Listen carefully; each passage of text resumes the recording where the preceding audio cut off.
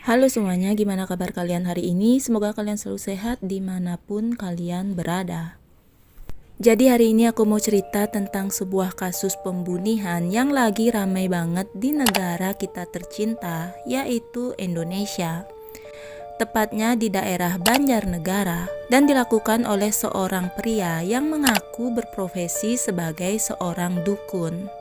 Pria ini mengaku sebagai dukun yang mampu menggandakan uang menjadi berpuluh-puluh kali lipat.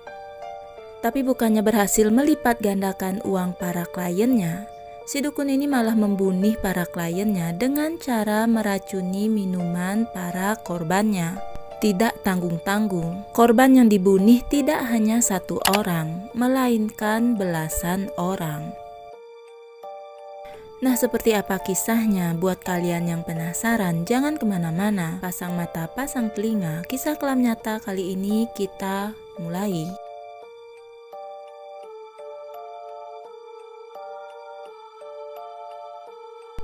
Slamet Tohari atau yang kerap disapa Mbah Slamet lahir pada tahun 1978. Saat ini dia berusia 45 tahun. Mbah Slamet memiliki seorang istri, namun istrinya ini mengaku jika dia tidak pernah tahu pekerjaan dari suaminya itu. Karena selama ini, hampir setahun terakhir, dia bahkan ditelantarkan oleh Mbah Slamet. Iya, pendiam, tapi sama saya kan kejeman. Oh, kejem. Iya, kejem. Kalau minta apa, kalau nggak dikasih ngancam. Oh gitu. Iya, terus Sering main tangan juga nggak? iya, sering main tangan. Sering main tangan sama ibu ya. Jadi memang ibu yang selama ini diperlakukan kasar juga. Iya, kasar. Ya memang diperlakukan kasar. Kalau sudah lama berarti sudah dilantarkan. Kalau itu tamu katanya kena berapa, saya Ibu juga nggak tahu ya. nggak tahu sama sekali. Sedangkan menurut warga sekitar, Mbah Slamet dianggap sebagai seseorang yang tidak neko-neko. Dia nggak pernah berbuat onar, tapi dia memang sering terlihat bepergian, namun tidak jelas dia pergi kemana. Tapi Mbah Slamet ini memang sudah dikenal sebagai orang pintar di daerah tempat tinggalnya itu. Dalam kesehariannya, Mbah Slamet tinggal di rumahnya di Desa Balun, Kecamatan Wanayasa, Kabupaten Banjarnegara, Jawa Tengah. Rumahnya ini berada jauh dari pemukiman warga dan terletak di pinggiran bersebelahan dengan sungai. Jadi warga-warga di sana pun tidak pernah tahu dan tidak pernah memperhatikan keseharian dari Mbah Slamet.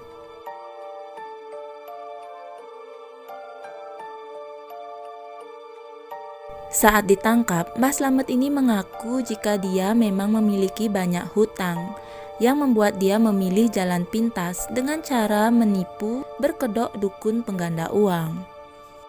Mbah Slamet mulai menjalankan aksinya menjadi dukun pengganda uang sejak tahun 2018. Tapi dia tidak bekerja sendirian, melainkan dia dibantu oleh seorang temannya yang berinisial BS, berusia 32 tahun, warga Kecamatan Comal, Kabupaten Pekalongan. Dalam kasus ini, BS bertugas membuat postingan di Facebook yang berisikan tentang keahlian dari Mbah Slamet sebagai orang pintar yang mampu menggandakan uang. Para korban yang tertarik dengan postingan Facebook yang dibuat oleh BS langsung menghubungi BS untuk dapat dipertemukan dengan Mbah Slamet. Modus penipuan yang dilakukan Mbah Slamet terhadap semua korban-korbannya rata-rata sama. Dia akan meminta sejumlah uang yang ceritanya akan digandakan. Kemudian mengajak korbannya untuk melakukan ritual dan meminta korbannya untuk pulang dulu sampai uang yang diserahkan itu sudah berhasil digandakan. Tapi karena sampai beberapa waktu uang yang dijanjikan akan digandakan tidak kunjung diberikan, korban pun akhirnya menuntut Mbah Slamet untuk menempati janjinya menggandakan uang yang telah diserahkan. Para korban pun mengancam akan melaporkan Mbah Slamet ke polisi jika Mbah Slamet tidak berhasil menggandakan uang itu. Nah, karena merasa terancam dan tersudut, Mbah Slamet dan juga BS yang awalnya hanya berencana untuk menipu, malah memutuskan untuk menghabisi nyawa dari para korban yang menuntut uangnya kembali. Dan dari sinilah pembunuhan berantai ini terjadi.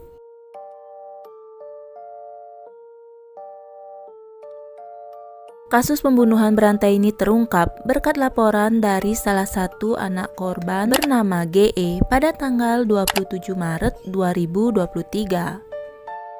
Dalam laporannya, GE mengaku jika ayahnya yang berinisial PO asal Cibadak, Kabupaten Sukabumi, Jawa Barat menghilang dan tidak bisa dihubungi sejak tanggal 24 Maret 2023. GE mengaku beberapa bulan sebelum menghilang, tepatnya di bulan Juli 2022, GE mengaku pernah diajak oleh ayahnya pergi naik bus dari Sukabumi menuju Wonosobo untuk bertemu dengan seseorang yang tidak lain adalah Mbah Slamet. Sesampainya di Wonosobo dan bertemu dengan Mbah Slamet, PO dan GE kemudian diajak oleh Mbah Slamet ke rumahnya di Desa Balun, Wanayasa, Banjarnegara. Sepanjang perjalanan, GE mengaku tidak tahu apa tujuan dari ayahnya bertemu dengan Mbah Slamet. Ketika sampai di rumahnya Mbah Slamet langsung mengajak PO ke dalam salah satu ruangan, sedangkan GE diminta untuk menunggu di luar. Nah, ketika Mbah Slamet dan PO ada di dalam ruangan itu, mereka ternyata mendiskusikan rencana penggandaan uang yang diinginkan oleh PO atau si korban ini. Dalam perbincangan itu, Mbah Slamet mengiming-imingi korban dengan keuntungan besar bila mana menggandakan uang di tempatnya itu. Korban dijanjikan uangnya akan berlipat ganda menjadi berpuluh-puluh kali lipat. Misalkan, jika korban menyetor uang sebanyak 40 juta hingga 70 juta, maka Mbah Slamet akan menggandakan uang itu menjadi 5 miliar. Mendengar nominal yang dijanjikan sangatlah besar, korban merasa sangat tergiur. Hingga akhirnya, korban ini memberikan Mbah Slamet uang sebesar 70 juta, dengan harapan uang itu bisa menjadi 5 miliar. Tapi janji tinggallah janji. Bukannya mendapatkan uang 5 miliar yang dijanjikan, PO malah harus kehilangan nyawanya di tangan dukun palsu itu.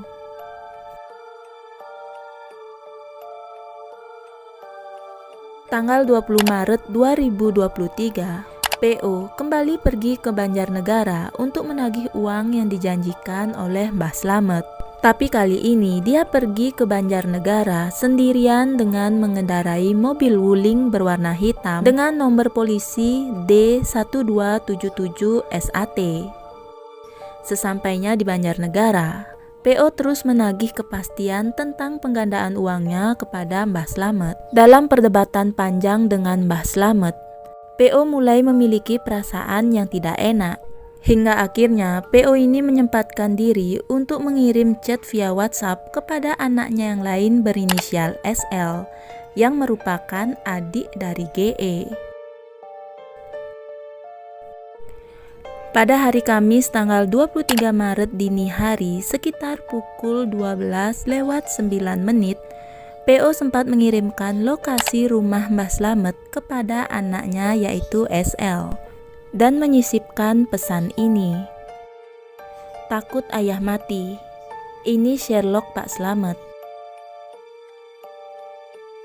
Dalam chat itu juga, PO mengatakan jika dia sedang berada di rumah Mbah Slamet dan meminta anaknya itu untuk berjaga-jaga seandainya dia berumur pendek atau jika dia tidak ada kabar sampai hari Minggu, tanggal 26 Maret 2023. Dan jika sampai hari itu dia tidak bisa dihubungi, anaknya itu diminta untuk ke lokasi atau ke rumah Mbah Slamet bersama dengan aparat. Dalam chat itu, PO juga berpesan jika GE sudah mengetahui rumah dari Mbah Slamet. Dan itu adalah chat terakhir yang dikirim oleh PO, dan setelahnya PO sudah tidak lagi bisa dihubungi. SL dan GE tetap berusaha menghubungi ayahnya, tapi tetap tidak ada jawaban. Mereka pun mengikuti apa yang ayahnya suruh, sampai akhirnya di hari Minggu tanggal 26 Maret 2023, PO tetap saja tidak ada kabar dan bahkan sudah tidak bisa ditelepon lagi. Jadi akhirnya anak-anak dari PO ini melaporkan hilangnya PO ke Polres Banjarnegara.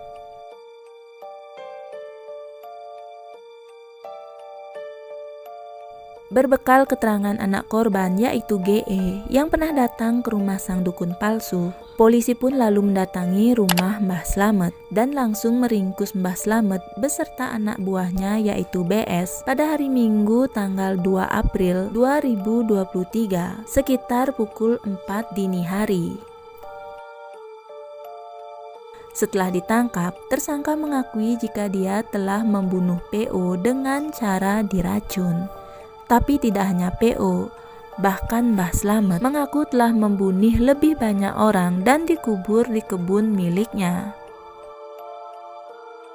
Satreskrim Polres Banjarnegara yang mendapatkan informasi itu langsung berangkat menuju TKP dan melakukan penggalian di beberapa titik yang ditunjuk oleh Mbah Slamet. Dan setelah digali, ternyata benar, tidak hanya mayat PO yang ditemukan. Polisi juga menemukan 11 jasad lainnya yang diduga kuat menjadi korban pembunuhan dari Mbah Slamet. Semua jasad tersebut ditemukan di lahan milik Mbah Slamet yang berlokasi di sebuah kebun di Desa Balun, Kabupaten Banjarnegara. Kondisi dari sejumlah jenazah yang ditemukan berbeda-beda.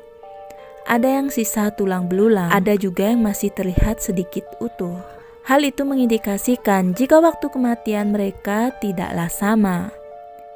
Diduga mereka dibunuh dalam rentang waktu yang berbeda-beda.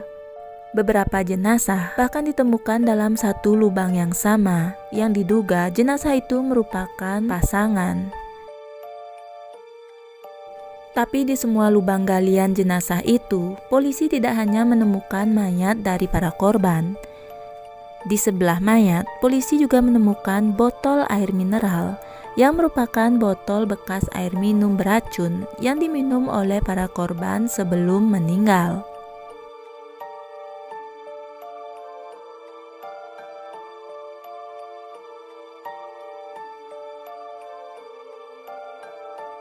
Mbah Slamet mengakui jika dia sudah mulai melakukan pembunuhan berencana terhadap para korban sejak tahun 2020.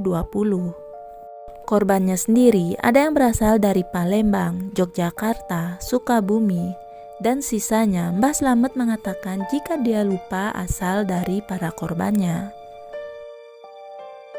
Setelah menunggu waktu yang tepat, Mbah Slamet kemudian mengajak korbannya pergi ke kebun miliknya di Desa Balun yang berjarak 2 km dari rumahnya. Mbah Slamet mengatakan kepada para korbannya jika di sana adalah tempat untuk ritual penggandaan uang.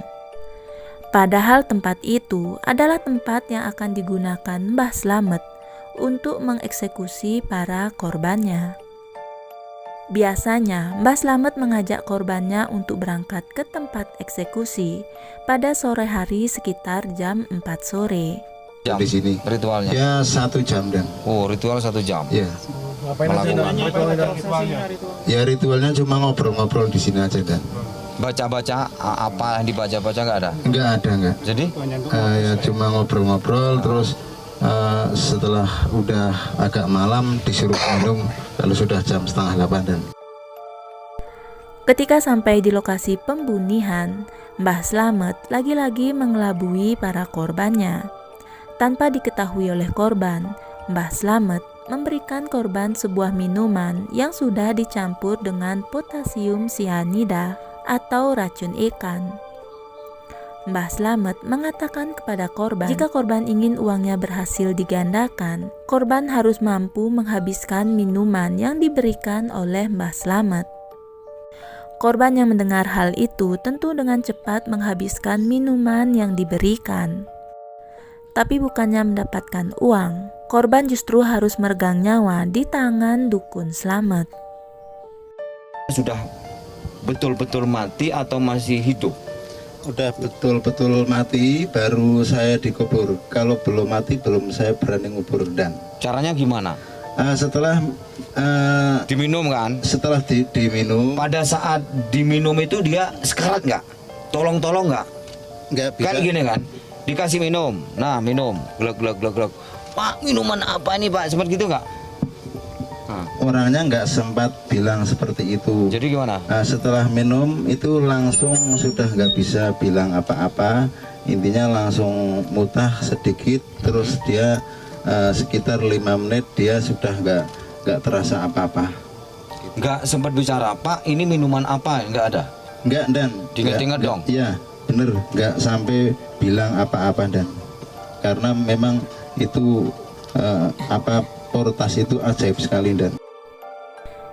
Dari hasil penyelidikan sementara, 3 dari 12 korban sudah diketahui identitasnya dan seluruh korban juga sudah dilakukan otopsi. Otopsi pertama dilakukan pada hari Minggu tanggal 2 April 2023 di RSUD Banjarnegara.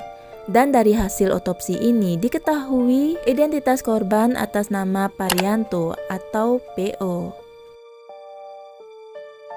Otopsi kedua dilakukan pada hari Senin tanggal 3 April 2023. 9 jenazah dilakukan otopsi di RS Margono, Purwokerto. Namun ke-9 jenazah ini belum berhasil teridentifikasi identitasnya. Lalu pada hari Rabu tanggal 5 April 2023, 2 jenazah lagi sudah dilakukan otopsi di RS Margono, Purwokerto dan teridentifikasi sebagai pasangan suami istri bernama Irsyad, 43 tahun, dan Wahyu Triningsih berumur 41 tahun, asal Pesawaran, Lampung. Dari hasil otopsi yang dilakukan oleh tim DVI dan Dokes Polda Jawa Tengah, ditemukan racun mematikan dengan fatalitas tinggi di tubuh korban. Racun tersebut berupa senyawa kimia potasium sianida dan juga klonidin. Dan dari hasil otopsi, cairan racun tersebut ditemukan pada rongga mulut, darah, dan organ dalam korban. Polisi pun menyimpulkan kematian para korban disebabkan oleh racun sianida. Nah, atas perbuatannya, para tersangka dijerat dengan pasal 340 KUHP, ancaman pidana mati atau pidana penjara seumur hidup, atau paling lama 20 tahun penjara. Nah, dan itulah kasus penipuan dan pembunuhan yang dilakukan oleh Dukun Slamet. Dan sampai hari ini pun polisi masih terus melakukan upaya untuk dapat mengetahui identitas dari korban yang lainnya. Nah, ini juga bisa jadi pelajaran buat kita semua, biar nggak terlalu percaya dengan orang yang mengaku bisa menggandakan uang, Wak. Menurut aku nih, kalau orang beneran bisa menggandakan uang, nggak mungkin dia bakalan repot-repot nyari orang lain untuk digandakan uangnya. Bukannya dia cuma tinggal duduk manis di rumah dan memperkaya dirinya sendiri kan? Ya, semoga aja kita semua dijauhi dari orang-orang yang memiliki niatan jahat ya, Wak. Fokus kerja, fokus berusaha, intinya fokus berproses. Dan itu adalah jalan terbaik untuk bisa memiliki kehidupan yang lebih baik. Karena apapun yang instan itu biasanya bakalan kurang bagus. Nah, sekian dulu video kali ini. Akhir kata, cintai diri sendiri, hargai orang lain, dan jadilah tenang di dalam badai kehidupan. Sampai jumpa di video selanjutnya.